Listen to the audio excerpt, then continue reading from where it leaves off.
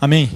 Irmãos, nessa noite, nesse dia especial, como tenho falado, para mim é muito importante, porque todas as vezes que o pastor traz toda a ação de mover de Deus, o pastor sempre cobra muito da igreja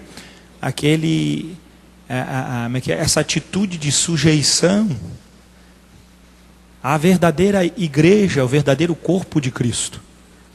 E Deus, pela sua soberania, Ele designa a esta igreja pastores que venham a pastorear a igreja, que não são super-homens, que os irmãos sabem muito bem, porque me conhecem, eu profundamente.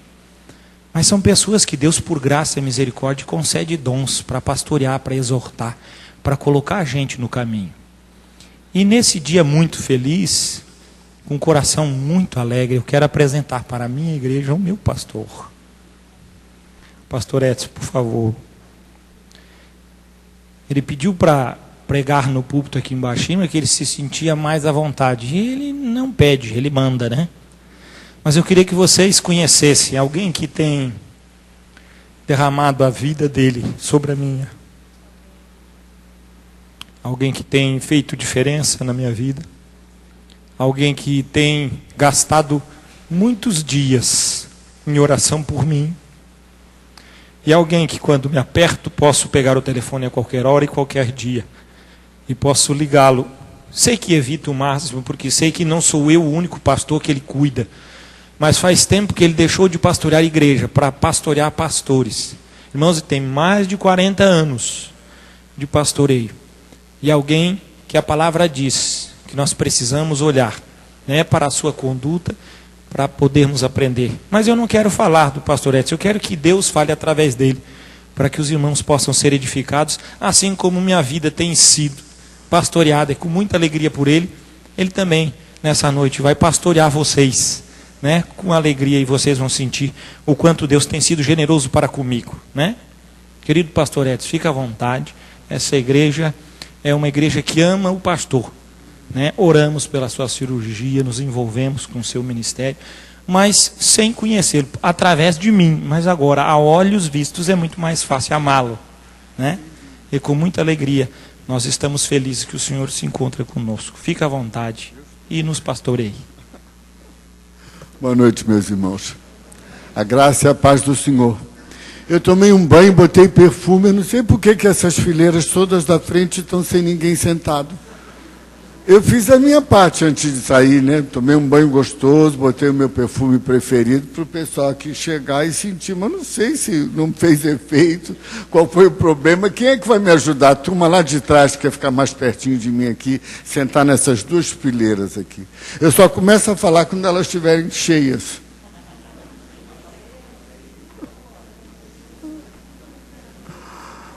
Eu gosto de falar vendo, olhando nos olhos das pessoas, né?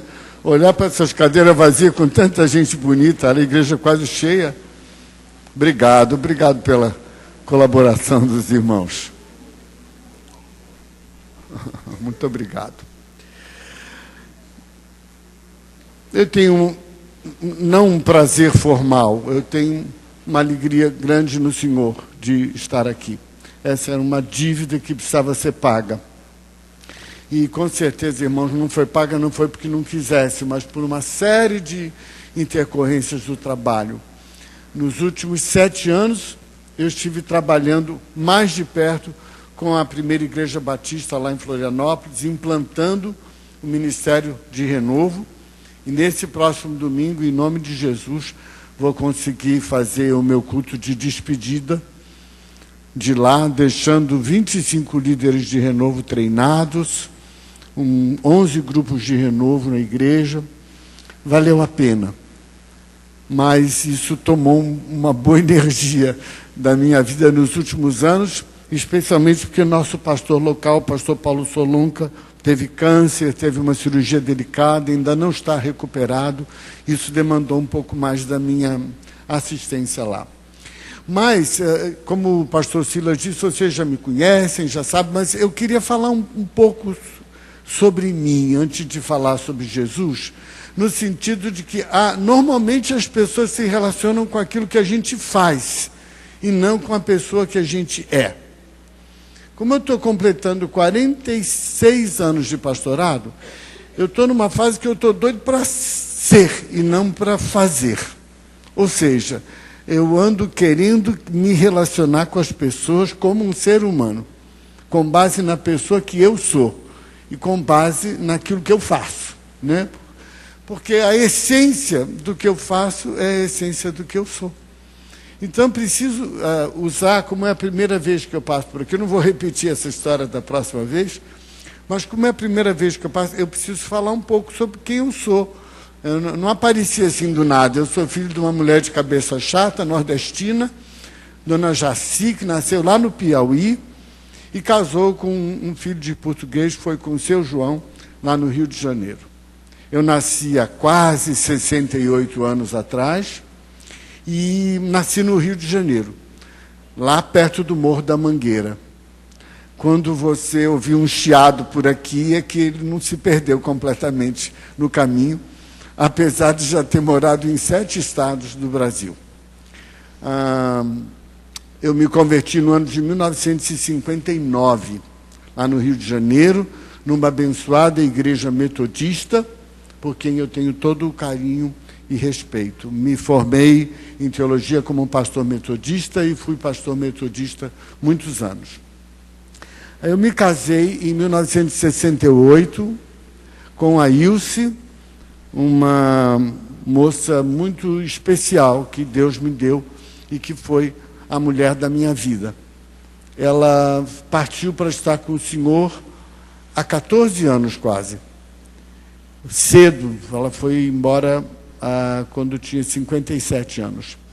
Ela foi uma grande discipuladora de mulheres. Ela teve muitos grupos de renovo de mulheres e nós levávamos esse trabalho afinco. Desde 1980, nós começamos a nos dedicar a um trabalho que ia além da igreja local.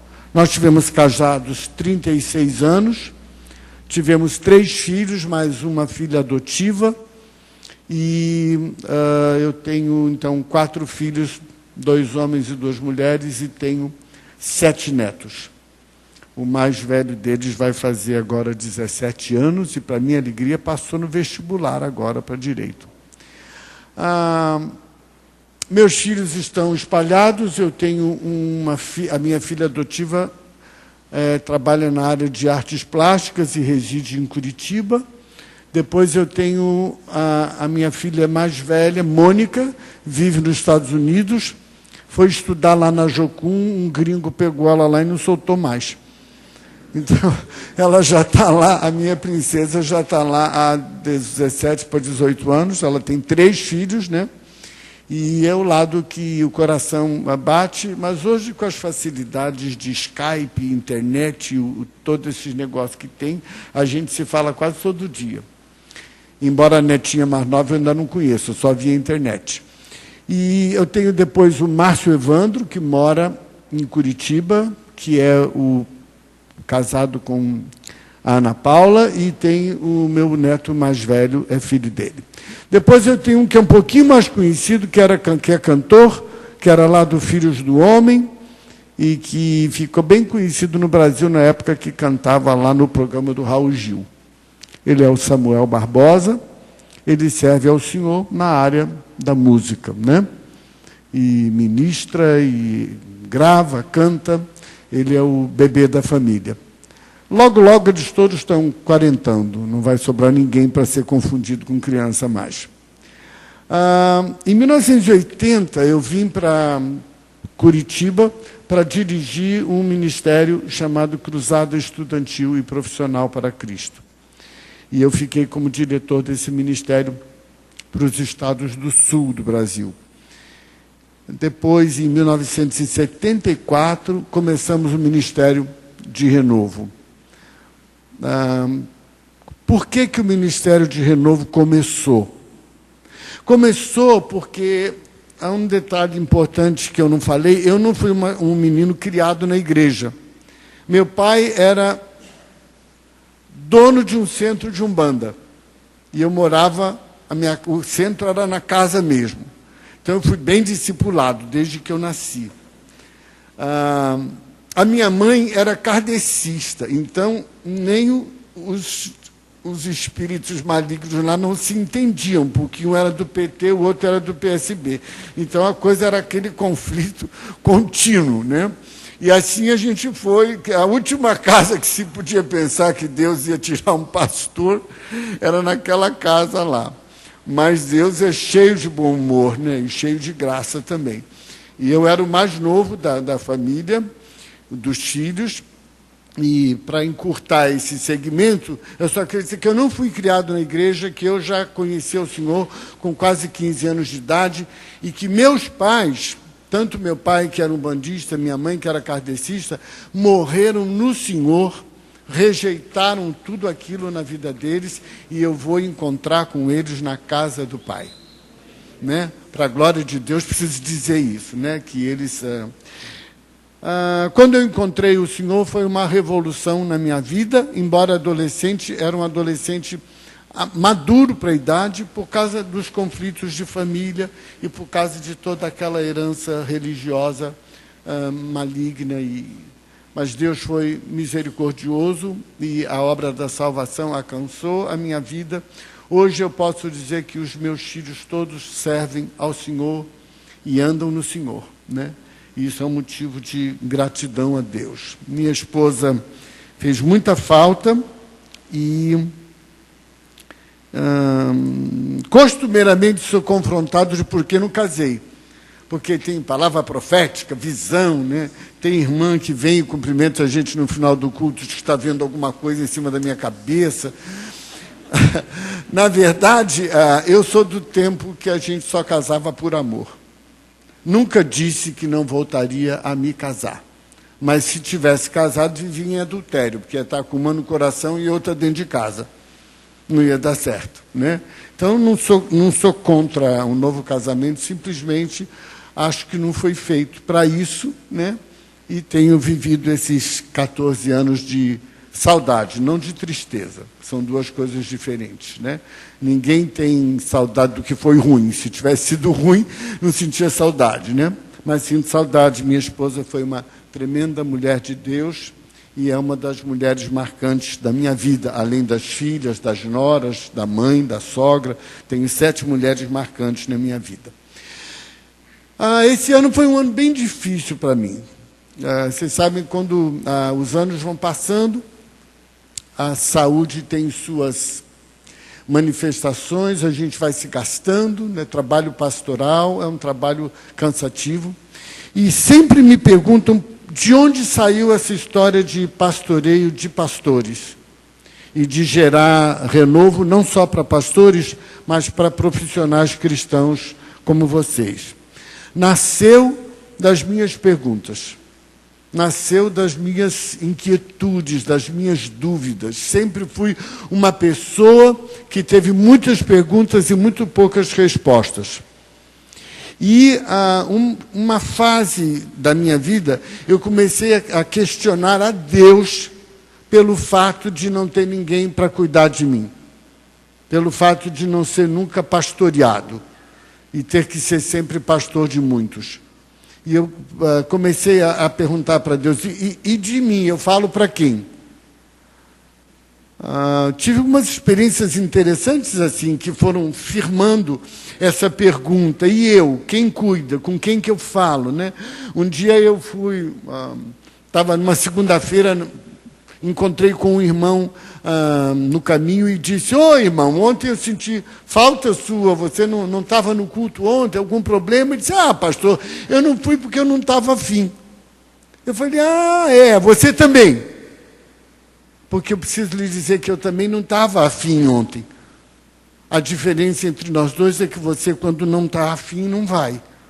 E eu sou obrigado a ir. A diferença é que...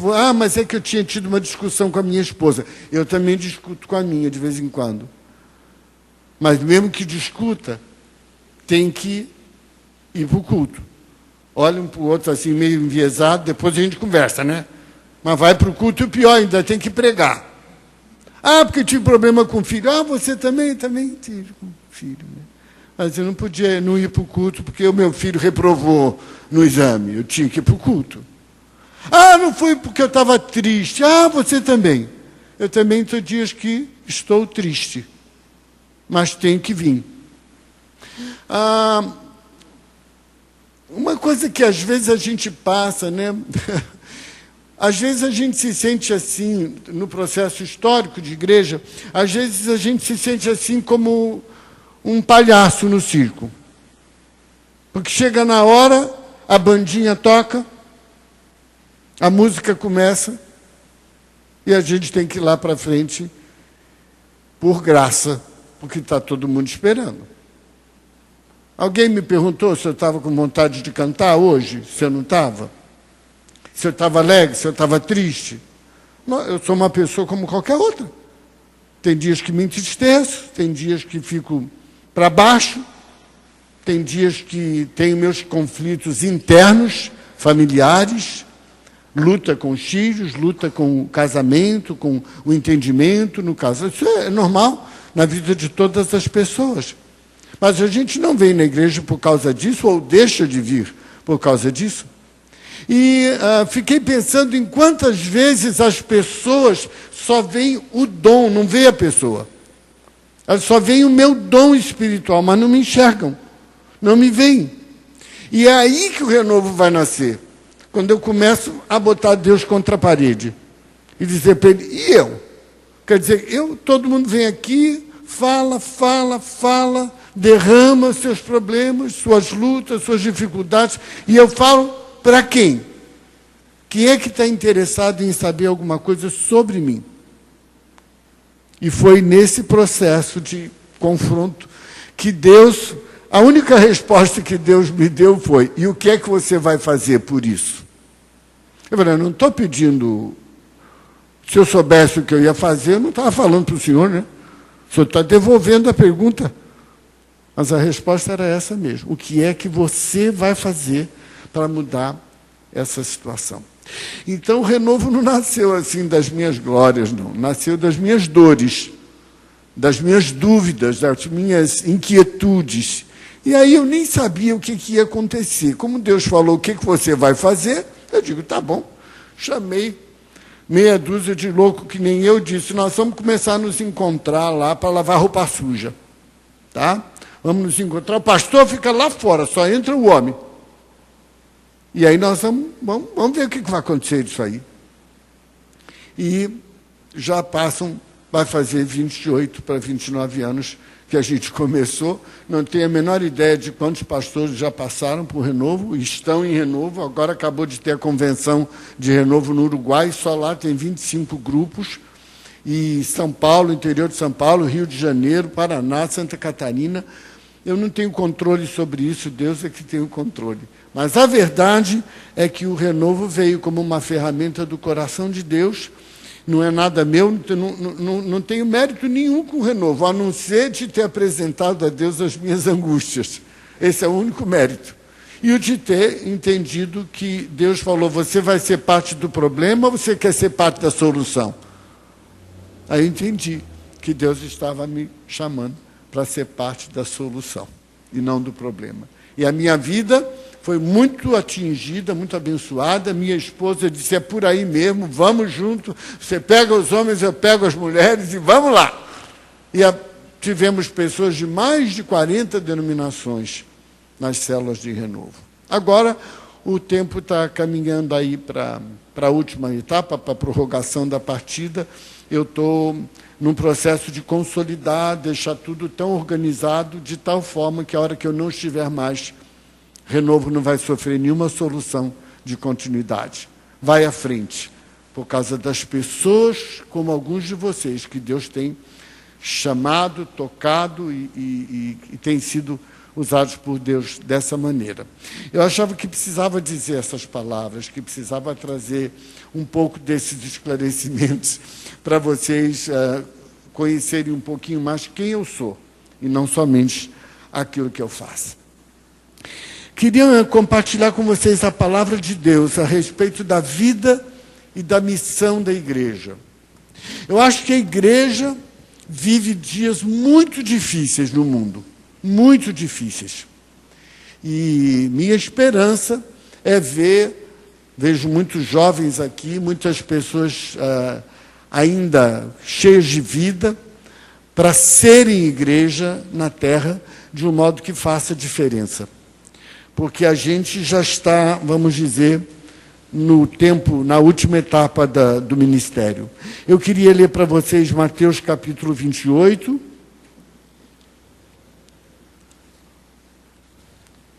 Os versículos 16 a 20. Mateus 28, 16 a 20. A minha tradução é uma tradução na linguagem de hoje.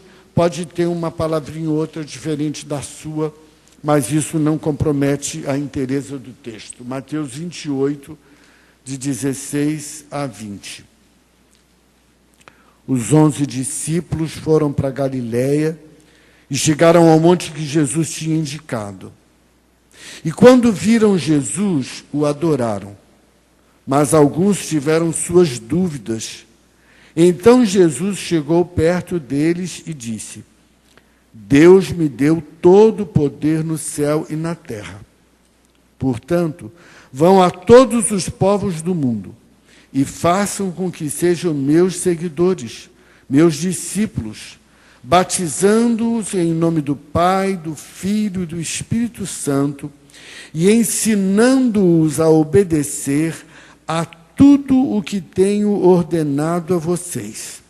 E lembrem disso, eu estarei com vocês todos os dias, até o fim. Esse é o texto chamado da Grande Comissão. Última palavra de Jesus, já ressurreto, antes de subir aos céus. Eu sempre que leio esse texto, eu penso que isso aqui é o resumo de tudo que Jesus disse antes.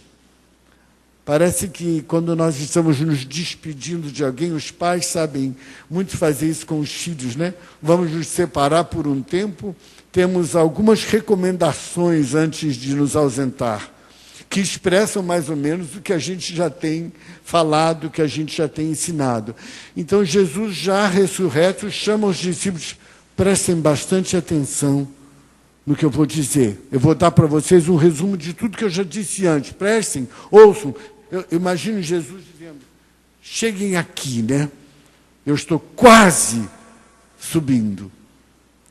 Prestem bem atenção. Vão por todo mundo. Preguem o Evangelho. Ensinem. Batizem. Enviem. E vocês não estão sozinhos para isso. Eu estou e eu vou permanecer com vocês. Se ele não tivesse dito mais nada, isso já dava rolo para manga, né? Pano para manga. Isso já dava um bocado de coisa para a gente pensar, que é uma palavra muito significativa. Às vezes, quando eu estou pregando numa igreja, acho que a minha carreira de pregador também está no fim. Mas esses anos agora, quase 50 anos pregando, quando eu estou numa igreja local, e hoje sou homem de muitas igrejas, vem na minha mente o seguinte pensamento: se amanhã, de manhã, quando o dia clareasse, esse templo não estivesse mais aqui, ele teria, durante a noite, esse templo desapareceu. E, naturalmente, que existe uma identidade entre o templo e a igreja, embora sejam duas coisas diferentes. Aqui é o lugar onde a gente se reúne. A igreja chegou aqui quando o primeiro de vocês chegou e botou os pés aqui dentro. E a hora que o último sair, a igreja foi embora. Deus não habita em templo feito por mãos humanas. Aqui é um lugar preparado, consagrado para o serviço de Deus. Mas a igreja são vocês. Mas vamos dizer que amanhã há um terreno baldio aqui, como a gente diz, não tem nada aqui. Eu fico pensando que existem 3 possibilidades. Uma de algumas pessoas passarem aqui na porta e dizer assim, que estranho, né? O que era aqui? Eu nunca tinha me dado conta que esse terreno estava vazio. Quando é que ele esvaziou? E pode virar para outro, o que era mesmo aqui, hein? Eu não sei, não me lembro. Mas tinha um negócio aqui. Mas há uma segunda possibilidade. Pode passar alguém que diz, não acredito que aquela gente chata e barulhenta foi embora. Que milagre! Graças a Deus! Estamos livres dessa tralha. Pode ser que alguém pensaria assim. Mas tem uma terceira possibilidade. Essa é a que me choca mais. É ninguém perceber nada. Passou, nem disse aqueles que incomodam foram embora, nem disse tinha alguma coisa que mas não sabemos o que era, que engraçado, sumiu. A terceira possibilidade é a pior. É ninguém perceber que não estávamos mais aqui. Porque Jesus disse assim, ora, vós sois o sal da terra. Ora, se o sal vier a se tornar insípido, para nada mais presta, porque como restaurar-lhe o sabor? Para nada mais presta, senão para ser lançado fora e ser pisado pelos homens. O que será que essa comunidade pensa sobre essa igreja? Eu não estou falando baseado em nada. Isso eu falo em todo lugar que eu vou. Não é porque eu ouvi alguma coisa, não é porque eu sei alguma coisa da igreja, nada disso. Eu estou falando o que eu digo sempre, por onde passo. Como será que essa comunidade percebe essa igreja? Qual é a opinião que ela tem acerca dessa comunidade de fé? Uma vez eu falei para os líderes da minha igreja, essa semana eu vou começar a fazer uma visita especial. Me dá seu endereço, seu nome, porque... vai lá em casa? Eu disse, não. Eu vou na casa do seu vizinho. Bater lá. Sou pastor dessa família que mora aqui do lado. Gostaria de saber o que vocês pensam sobre eles. Qual é a impressão que vocês têm dessa família? Depois eu vou na outra família, do outro lado. Sou pastor da família que mora aqui no meio. Gostaria de saber como vocês veem. Eles são amigos, são cordiais, são afáveis, prestam atenção em vocês, são assim, afáveis, né? Camaradas. O que vocês pensam sobre eles? Nós devíamos estar mais preocupados, queridos, com o impacto que a nossa vida tem, onde a gente está. Porque se nós não fizermos isso, nós caímos nessa expressão de Jesus, ora, se o sal vier a ser insípido, para nada mais presta senão para ser lançado fora e pisado pelos homens. Eu acho que nós estamos vivendo um momento muito difícil como igreja. Os que são cristãos mais velhos, mais antigos, não se lembram de um tempo em que a igreja fosse tão desrespeitada como é atualmente.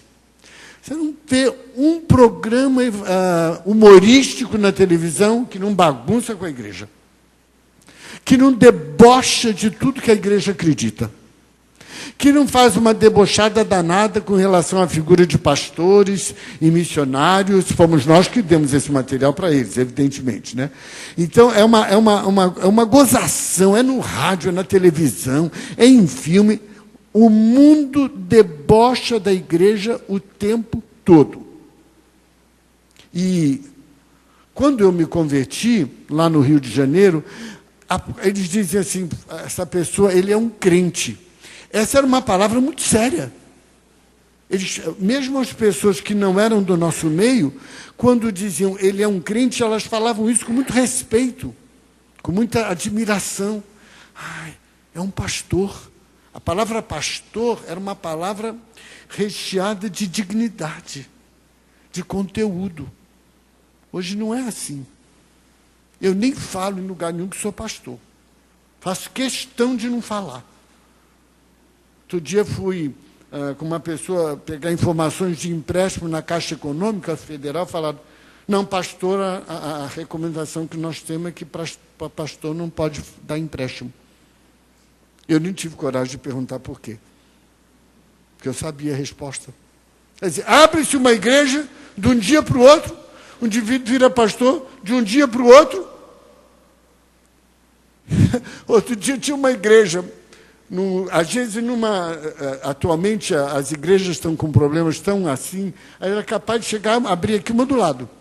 Tem um monte de lugares na cidade que não tem uma, mas é capaz de vir botar um aqui, bem do lado, até que a hora que ligar o microfone, a gente não sabe se está ouvindo o sermão de lá ou o sermão daqui. Com tanto lugar para abrir, abre do lado. A gente sintoniza a televisão, vê um pastor pregando, metendo pau no outro, falando da outra igreja, em rede aberta, com o país inteiro escutando, falando coisas doutrinárias que nem tem porquê estar na televisão, que são coisas para o nosso discipulado pessoal. Então, quando Jesus falou sobre a igreja, ele disse assim: o mundo conhecerá vocês como meus discípulos. Ou seja, o testemunho da igreja que vai ganhar o mundo é quando a igreja olhar para vocês e dizer: veja, olhe como eles se amam. Foi isso que Jesus falou. O mundo conhecerá que sois meus discípulos pelo amor que vocês tiverem uns pelos outros.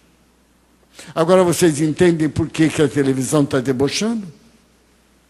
Você entende por que a denominação que mais cresceu, segundo o último censo, é dos evangélicos que não têm igreja?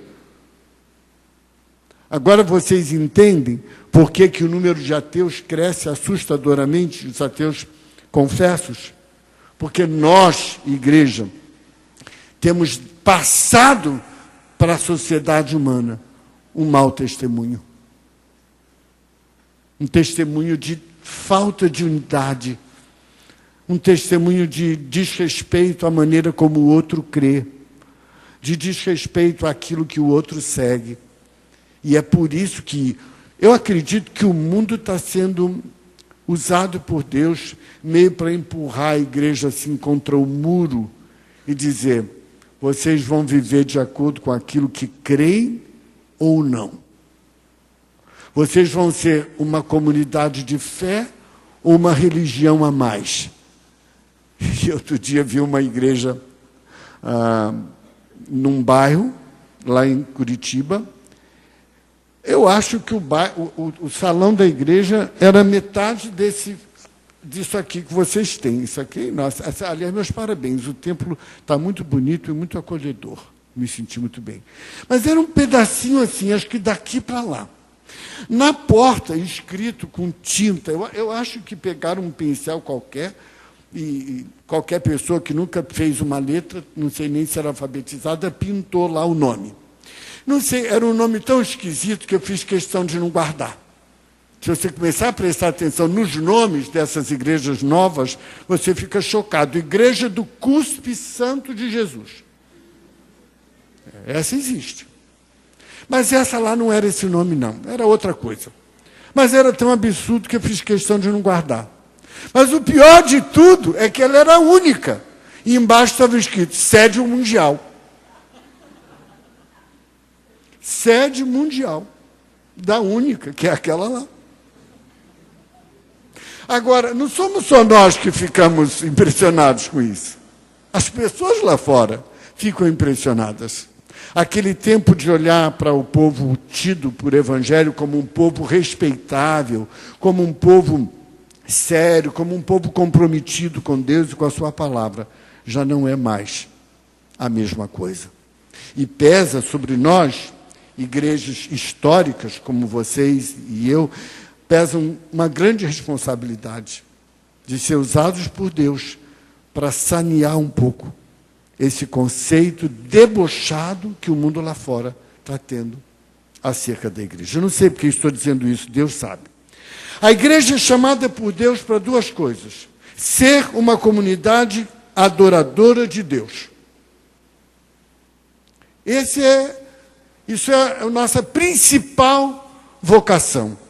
Um povo que adora a Deus. Adora em espírito e em verdade. Não importa de que jeito é. Nós não estamos aqui para julgar a forma de ninguém adorar. Deus vê o coração. Mas o que a Escritura diz é que a igreja foi levantada porque Deus queria ter uma comunidade que o adorava. E que fazia o seu nome engrandecido perante os homens. Tanto uma igreja que adora o seu Deus, todas as outras coisas na vida dessa igreja acontecem direito.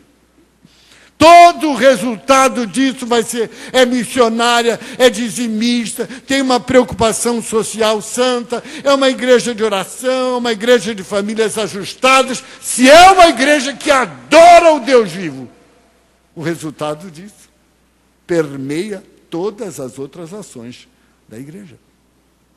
Mas tem uma segunda vocação a igreja. Ser uma comunidade adoradora, e a segunda é ser serva dos homens em nome de Deus. A igreja veio para servir. Jesus disse, no meio de vós, eu sou como aquele que serve. O símbolo do reino de Deus, o símbolo do Senhor da igreja, não é um púlpito bonito como esse, é uma bacia e uma toalha. Isso aqui são coisas, injunções materiais do processo histórico. Não é isso que confere unção, nem ao pastor Silas, nem a mim, nem a ninguém. O símbolo do reino de Deus, o símbolo do rei, é uma bacia e uma toalha. É isso que diz quem ele é, quem o reino dele é e quem nós devemos ser. Assim como eu vos lavei os pés, deveis vós lavar os pés uns aos outros. É essa igreja, meus queridos, que o mundo não está vendo. É essa igreja que o mundo não está encontrando. É uma igreja que só fala em títulos, em posições, em bênção, em prosperidade, em ter isso, em ter aquilo. Mas não é aquela igreja que olha para o mundo com um coração compassivo, não é aquela igreja que acusa o mundo só do pecado, mas não se dobra para lavar os pés. Em nome de Deus, dessa humanidade.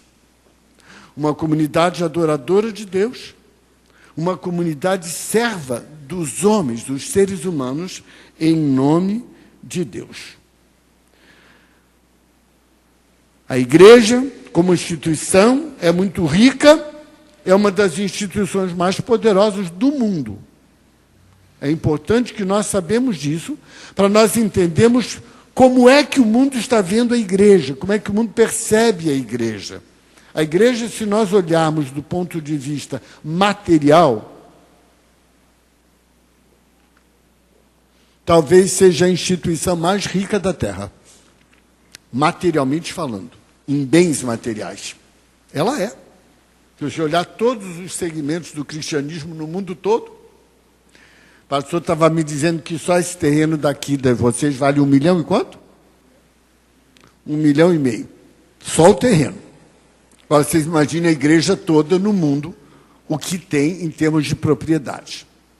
Nenhuma IBM, nenhuma grande conglomerado empresarial suplanta a igreja em poder econômico. Mas tem mais. A igreja é a instituição que tem o maior efetivo de recursos humanos. Só aqui quantos são?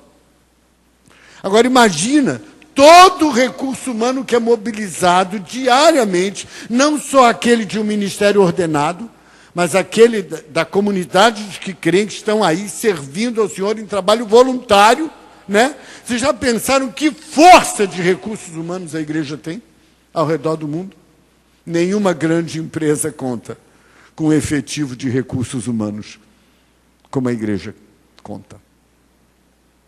Nenhuma outra instituição humana tem um poder de falar à sociedade com a autoridade que a igreja tem.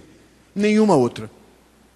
Não sei se temos aproveitado isso na medida correta, mas não existe uma instituição humana que tenha o poder de falar à sociedade humana como a igreja tem. Sua missão é ganhar a humanidade, o coração da humanidade para Deus. Eu fico maravilhado quando Jesus diz: eu envio vocês no poder que eu tenho. Quando ele diz: toda a autoridade me foi dada nos céus e na terra. E é nesta autoridade que eu tenho que eu estou dizendo para vocês: vão. Ele começa essas últimas palavras desse último discurso dizendo isso. Com a autoridade que eu tenho no céu, com a autoridade que eu tenho na terra, eu estou dizendo para vocês: vão, em meu nome, vão, saiam, vão ao encontro do mundo. Interessante, ali tem 3 gerúndios, que é indo, batizando e ensinando. Mas ele disse indo, e não que a gente dissesse ao povo que viesse. E o que a gente percebe, queridos, nesse processo histórico nosso como igreja, é que a igreja transformou o indo em vindo. Ou seja, a igreja se fechou nos templos, a igreja se fechou na sua estrutura humana e disse: olha, nós estamos aqui, o culto é dia tal às tantas horas, se alguém tiver interesse, que venha. Ou seja, transformamos o indo em dizer para o mundo: venham, é aqui, Jesus é a porta. Jesus disse: eu sou o caminho, a verdade e a vida, ninguém vem ao Pai senão por mim. Olha, nós temos culto domingo, temos quarta-feira, se vocês quiserem, venham. Mas não foi essa a ordem que nós recebemos. A ordem foi que nós fôssemos ao encontro das pessoas, que nós as alcançássemos, que nós fôssemos proativos. Naturalmente, que ao serem confrontadas com o Evangelho por nosso intermédio, elas acabariam por vir. Mas a tomada de posição e a iniciativa não era de que eles viessem, mas de que nós fôssemos ao encontro deles. Essa é que era a ordenança. E ele diz: quando vocês forem, vocês edifiquem. Ganhar era o primeiro passo, edificar era o segundo passo. Interessante quando diz assim: façam discípulos de todas as nações. Prestem bem atenção nisso, queridos. Ele disse discípulos, não disse prosélitos. Ele não disse para nós fazermos batistas, ou presbiterianos, ou metodistas, ou congregacionais, ou católicos romanos, não. Façam discípulos meus. E qual é a diferença entre um discípulo e um prosélito? Um discípulo segue uma pessoa, um prosélito segue um sistema humano. E há muitas pessoas, queridos, que têm morrido pela igreja humanamente falando, mas não têm vivido para Cristo. Você pode passar a sua vida inteira assistindo cultos, indo e vindo, servindo a uma instituição, e não servir ao Senhor. É perfeitamente possível. Prosélitos, eu morro pela minha denominação, como uns loucos morrem pelo seu tipo de futebol, como outros morrem por um partido político. Simplesmente, a igreja para eles é mais uma forma, não de viver por alguma coisa, mas de morrer por nada. É muito fácil morrer. Morrer se morre por qualquer coisa. Nesses dias as pessoas amarram bombas ao corpo, explodem, né? Morrem de um momento para o outro. Mas Jesus não me chamou para morrer por nada, nem por ele, porque ele já morreu a morte que precisava morrer. O duro é amanhecer cada dia dizendo: eu vou viver para a tua glória. Morrer é fácil, queridos, dura 1 segundo. Morrer, pode-se morrer por qualquer coisa. Mas viver por algo é aquilo que leva até a sua última gota de sangue. Leva até a sua última energia. Viver para o Rei dos Reis, para o Senhor dos Senhores, para esfregar a mensagem do amor de Deus no coração de cada criatura nesse mundo e nessa cidade. Não é prosélitos. Acho que nós temos a mania de dizer: nós batizamos 60 novos membros esse ano. Às vezes um pastor gosta de contar números, né? Nós batizamos 60. Eu falei, quantos morreram? 8. Então já ficou pouco, já é 52. Não, e quantos estão de paradeiro ignorado, que estão lá com o nome no rol, mas já não aparece há muito tempo? Acho que uns 25. Então, dos 42, tira 25. Aí vai, quando vai tirando, foi a mesma coisa que não tivesse entrado ninguém.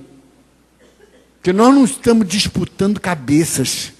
Nós não estamos nos movendo só na direção de números.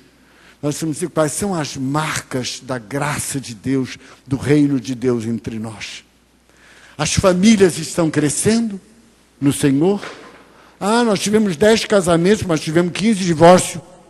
Eu fui pastor por 25 anos sem ter um casal divorciado na minha igreja. Hoje não é essa a realidade. Nós sabemos, estamos aqui para abençoar e trabalhar com todos os que chegam. Mas nós vivemos numa realidade social diferente da que era no passado.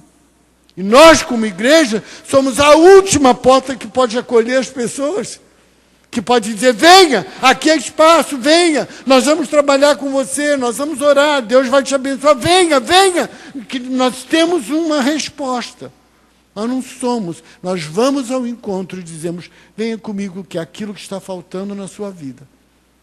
Nós temos a resposta para você. Venham e façam discípulos e não prosélitos. O discípulo é aquele que segue uma pessoa, e essa pessoa é Jesus Cristo. O prosélito é aquele que segue um sistema. Tanto faz se é igreja, se é time de futebol, se é partido político, no frigir dos ovos é tudo a mesma coisa. Porque nós não fomos chamados por Deus para ser pessoas religiosas. Discípulos, meus amados, é um trabalho artesanal. É um a um. Dá muito trabalho. O Ministério de Renovo nunca foi alvo de reportagem nenhuma, nem tem fama nenhuma, porque quem está interessado num homem ou numa mulher, ou em 10 homens, com um grupinho de 8, 10 numa sala, por 2 anos, encontrando lá no mato, sem ninguém ver, quem está interessado nisso? Isso não dá fama, isso não dá ibope. Até agora ninguém cai quando eu passo. Infelizmente, eu não tenho esses poderes sobrenaturais, né? Não adianta eu soprar na cara de ninguém que ele vai ficar em pé do mesmo jeito. É capaz de eu cair de fraco. Eu não tenho esses dons, né? E admiro aqueles que genuinamente tiverem, que Deus os use e os abençoe, não duvido de nada. Mas o que eu quero dizer é que discipulado dá trabalho. Né?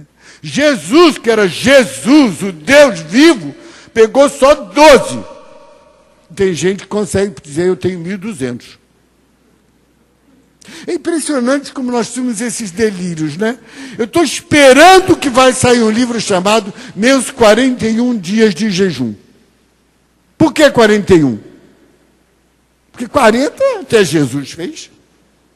Né? Mas tem tempo para dizer que eu estou um patamar a mais. Parece que a gente quer a glória para a gente. A gente quer, sabe, às vezes vem aquela pessoa com um ar muito espiritual e diz, pastor, o Espírito Santo me desperta todo dia às 4 da manhã para oração. Aí você pergunta, pastor, você não acredita nisso? Eu acredito. O Espírito Santo pode fazer o que ele quiser. Eu só não acho que a pessoa precisava divulgar. Isso eu não precisava falar. Eu não sei o que ela está esperando que eu vá dizer, mas o que eu vou dizer, mas essa hora que bom que não sou eu que ele acorda. Que nessa hora eu estou bom do sono. Mas vou te dizer, minha irmã, meu irmão, se Deus te desperta às 4 horas da manhã para orar, ora por mim, hein, irmão. Eu vou estar dormindo, mas eu vou confiar que você está intercedendo pelo servo do Senhor. Agora, eu vou lhe dizer uma. Se você não consegue orar ao meio-dia com o mesmo fogo que você ora às 4 da manhã, tem alguma coisa errada. Que Deus está fora do tempo. Ele não tem mais fé às 4 horas da manhã do que ao meio-dia. Agora, eu creio que às vezes Deus nos dá desafios pessoais, né? Sabe quando é que é o problema? Quando você pega um desafio pessoal que Deus lhe deu e quer que todo mundo siga. Todo mundo obedeça. Se ele falou para você, trate de levantar às 4 e orar. Mas não vai achar que só é espiritual quem ora às 4 da manhã. Né? Não vai achar que nós todos somos fracos na fé porque oramos ao meio-dia. Não é assim, não tem horário para orar. Agora, obedeça aos desafios que Deus traz para a sua vida. Só não torne eles o padrão para todo mundo. Nem pense que essa é a única maneira de se fazer. Jesus pegou uma turma da pesada, irmãos. Aqueles 12 lá eram terríveis, viu? Eles não eram melhor do que você, não. Nem melhor do que eu. Mas para mostrar que a glória é do Senhor, por causa do testemunho daqueles 12, é que nós estamos aqui.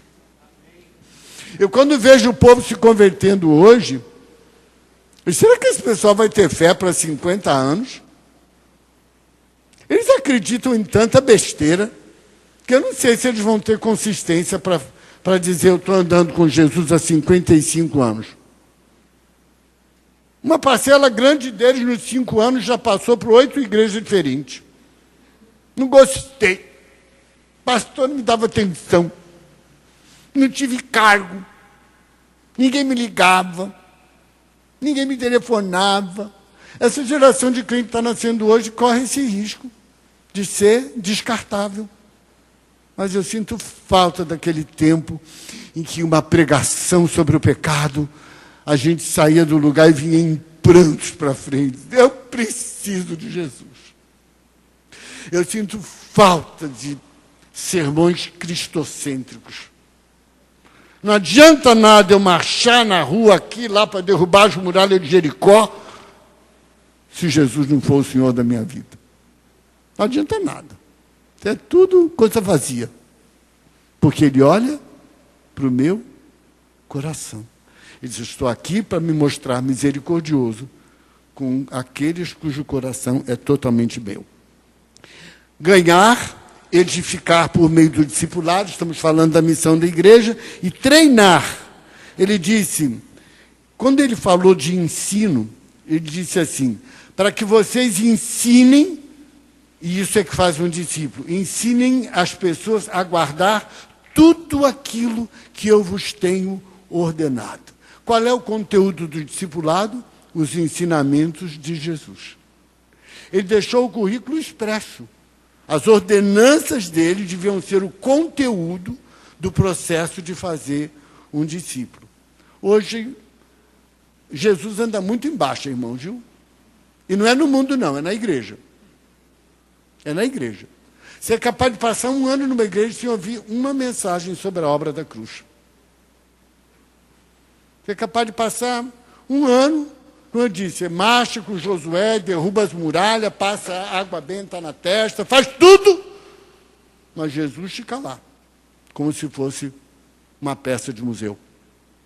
A nossa fé é uma fé viva em Cristo Jesus. A nossa fé é uma fé cristocêntrica. Portanto, o conteúdo do discipulado é aquele que ele disse.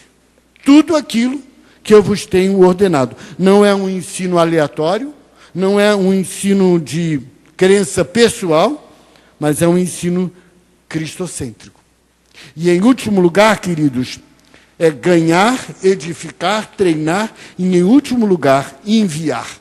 Ninguém é salvo para si mesmo, mas para ser uma fonte irradiadora da palavra e da vida do seu Salvador e Senhor.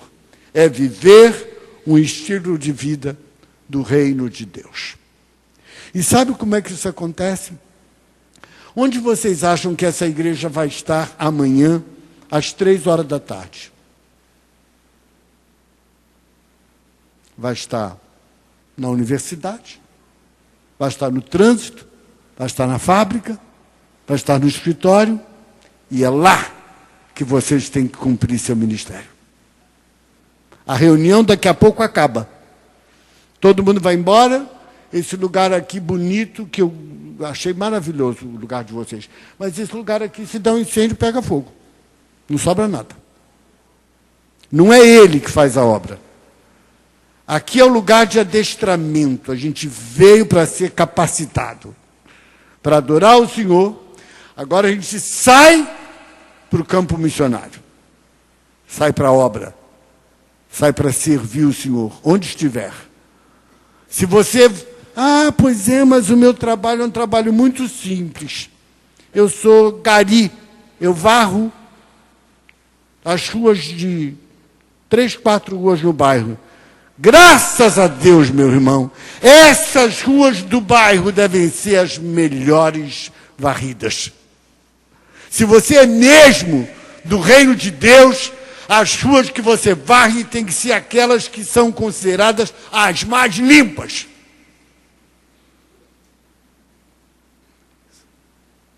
Não, mas eu sou militar.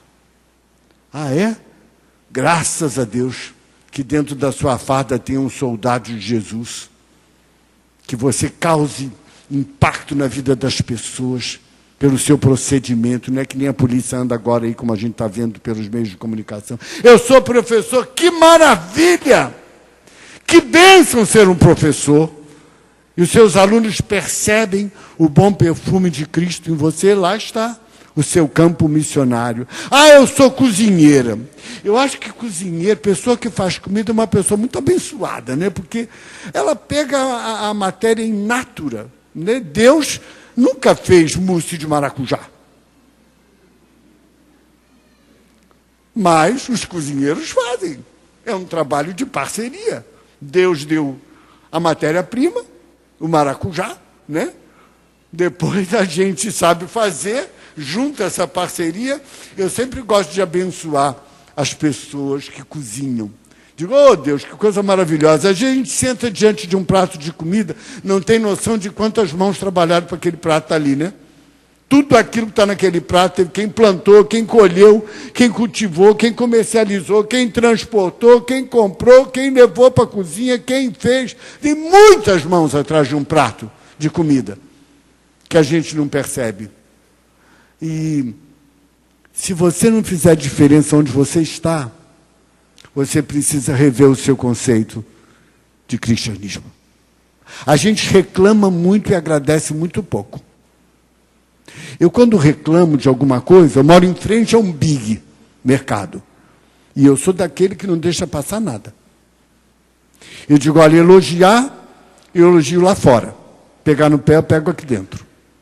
Chamo o gerente e falo, olha, isso aqui não está correto, isso aqui tinha que ser feito diferente. Falo com jeito, com educação, com amor, mas falo. Eu estava almoçando num restaurante e o rapazinho que estava me atendendo estava tão nervoso, o garçom. Eu falei para ele, como você se chama? Eu me chamo Luiz. Luiz, por que você está nervoso? Estou achando você meio agitado. Aí ele falou, não, senhor, é que hoje é meu primeiro dia aqui. Eu estou um pouco nervoso, assim, ainda estou aprendendo, né? Eu falei, fica frio, Luiz. Você é muito bom, rapaz. Está jóia, estou contente com o seu trabalho. E ele não sabia o que fazer. Eu voltava, ele era 110, mas estava ligado 220.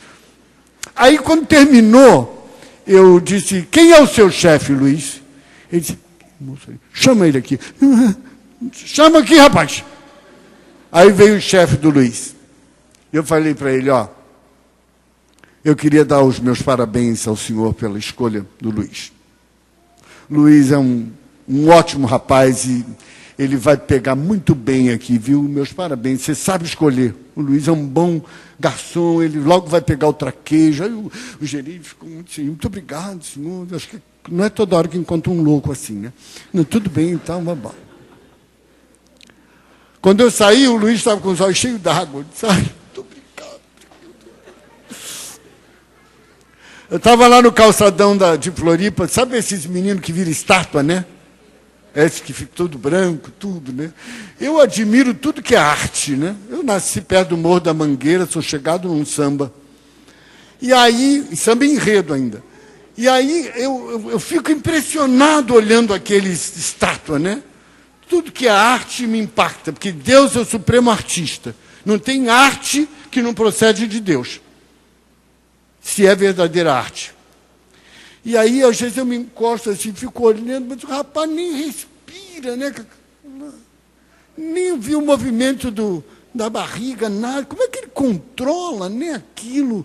E aí, cada vez que alguém botava uma moedinha lá, ele fazia lá uma mesura, cada uma vez uma mesura diferente. E eu disse, mas esse cara é muito bom. Ah, esse cara usando esse talento para evangelizar ia ser uma bênção, né? Aí eu fui por trás dele. Vocês têm um pouquinho de paciência que eu estou meio prolongando, né? Mas nos próximos 50 anos, eu não sei se volto, deixa eu aproveitar hoje. Aí, eu fui por trás dele, cheguei bem... Não é, Alexandre? Boa noite, Alexandre. Aí fiquei atrás dele, e ele lá, estátua. E aí, eu botei um trocadinho lá, e disse assim, fiquei atrás dele. Olha, eu acabei de botar um trocadinho para você aí, mas eu tenho um recado muito sério para você, viu? E ninguém percebeu que eu estava ali falando. Mas eu fiquei do lado dele, ele ouvia tudo. Eu disse, olha, rapaz, você é um artista, viu? Mas eu queria dizer que tem um que te deu esse talento e que está pedindo conta do que você vai fazer com isso. Esse seu talento é uma expressão do amor de Deus por você. Foi Ele que te ensinou. E eu queria que você soubesse que se você usar isso direito e com sabedoria, você vai alegrar o coração de Deus.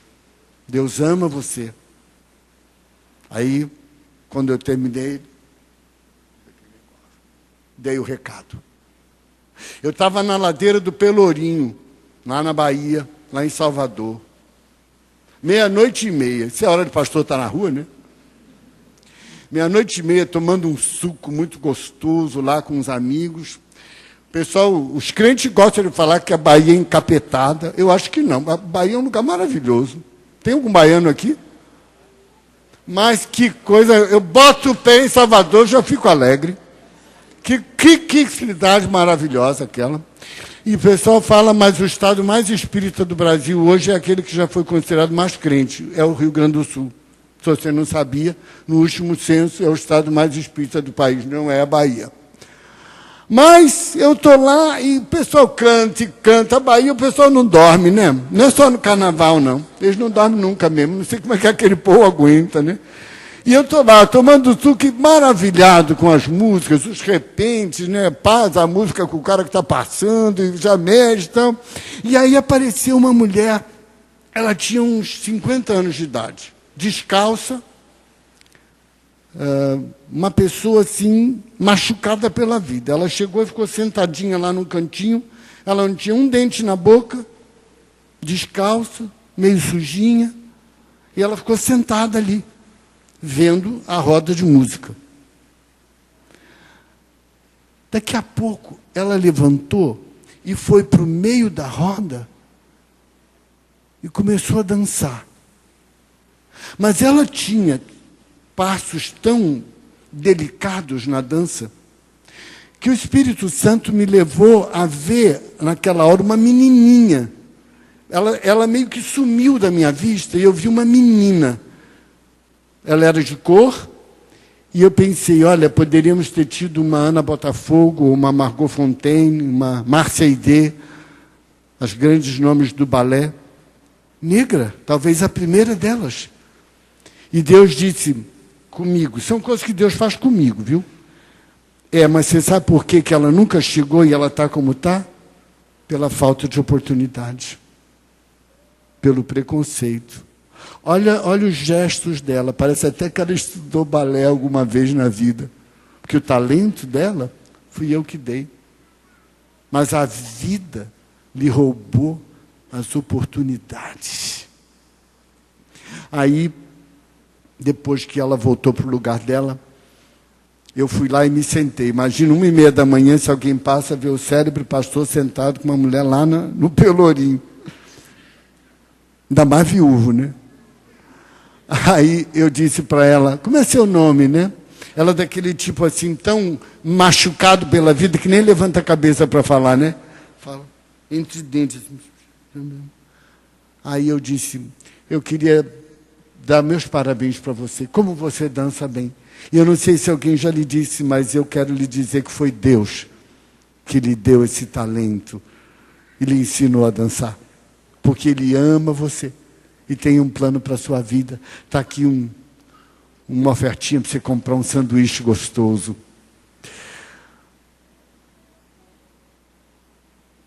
Assim brilha a vossa luz diante dos homens, para que eles vejam as vossas boas obras e glorifiquem ao vosso Pai que está nos céus. Não é questão de dinheiro, é um sorriso, é um momento de atenção, é um aprender a dizer muito obrigado pelo que você fez. Se você varre rua, que a sua rua seja a mais bem varrida. Se você é empregada domiciliar, que a sua patroa possa abrir a boca e dizer, é a melhor empregada que eu já tive. Se você é professor, que os seus alunos digam, nunca tivemos um professor igual a esse. Se você é funcionário de uma grande empresa, que os seus chefes tenham de dizer, ele é um dos melhores funcionários que nós temos. Não importa, se você é bancário, que o seu gerente possa dizer, não abro mão dele, ele é o meu melhor funcionário. É para isso que eu e você fomos chamados. Só isso pode fazer com que o reino de Deus volte a ter espaço na terra. Não é a quantidade de folheto que a gente distribua. Não é fazer uma grande passeata com 2 milhões de pessoas por dia da Bíblia, ou por dia de qualquer coisa, ou marcha para Jesus. Nada disso transforma a cidade. A única coisa que pode transformar a cidade em cidade para Deus é o seu testemunho pessoal, o nosso testemunho como igreja. Porque Deus coloca no meu caminho e no seu caminho, diariamente, muitas pessoas que estão prontas para serem confrontadas com o amor dele. E que não são evangelizadas através das nossas atitudes. Eu gosto de um ditado que diz assim, evangelize o tempo todo. Se for preciso, fale. Entenderam? Evangelize o tempo todo. Se for preciso, fale. Terminando, queridos. Quando eu penso nisso tudo, eu penso que a fé cristã é uma total impossibilidade para uma pessoa comum.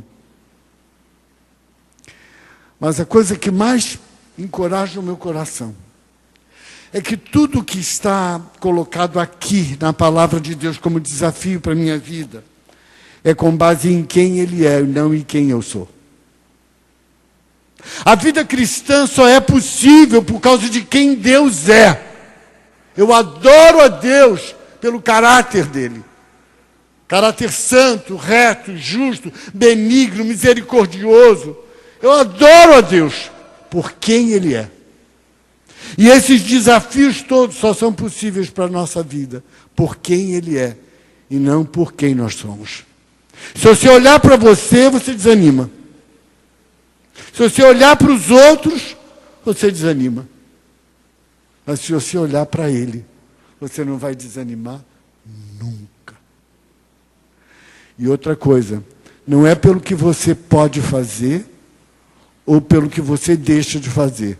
Mesmo erros, não é pelo que Ele fez. A vida cristã só é possível pelo que Ele fez. Ele morreu a minha morte para que eu pudesse viver a vida dele. Portanto, não é por quem eu sou, é por quem Ele é. Não é pelo que eu tenho feito, pelo que eu possa fazer, ou pelo que eu tenha deixado de fazer. É pelo que Ele fez. A morte na cruz e a sua ressurreição são fatos irreversíveis, de dimensão por toda a eternidade. E se você crê nisso, você crê em tudo que você precisa para se tornar um cristão vitorioso. O discurso dele conclui dizendo, vocês não estão sozinhos. Essa tarefa de ir, fazer discípulos, batizar, ensinar, enviar em meu nome, não é uma tarefa que vocês vão cumprir nos estreitos limites da sua carne, não. Eis que eu, que tenho autoridade no céu e na terra, eu estou com vocês. E eu estarei convosco todos os dias, até a consumação dos séculos. É por isso que eu levanto todo dia com esse gosto de vida na boca. Com essa vontade de viver. Para anunciar Jesus um pouco mais de tempo, né? Uma vida é muito pouco para a gente servir a Jesus. Pouca e curta, né? Daqui a pouco já não estamos mais. Uma vida só é muito pouca. Uma boa parte de nós que estamos aqui já viveu mais da metade da nossa vida útil. Se o seu encontro com o Senhor fosse hoje, o que você teria para apresentar a Ele? Que Deus tenha misericórdia de mim. Que Deus tenha misericórdia de vocês. Curve sua cabeça. Pense um momento, por que Deus trouxe você aqui hoje de noite para ouvir esse homem falar tanto tempo? Pense de que forma Deus quer aplicar essa palavra dessa noite ao seu coração. Últimas palavras de Jesus antes de subir aos céus.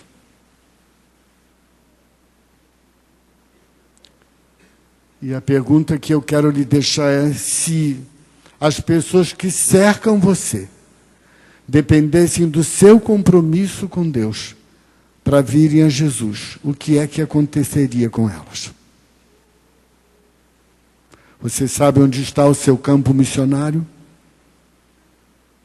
Você se dá conta das pessoas que Deus tem posto ao seu redor e que talvez você seja o único cristão com quem elas têm oportunidade de conviver? No seu ambiente de serviço, no prédio que você mora, qual é a visão que as pessoas que convivem com você diariamente têm acerca de Jesus e acerca do que é ser um cristão?